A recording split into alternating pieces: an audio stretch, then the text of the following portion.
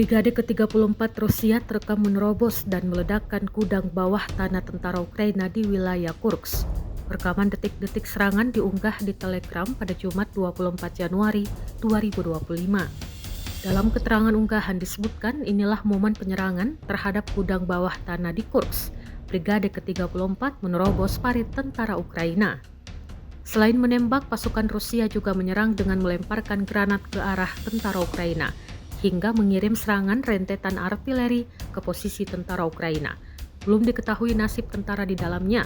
Kendati demikian, rekamannya kini telah menuai berbagai komentar dari warganet.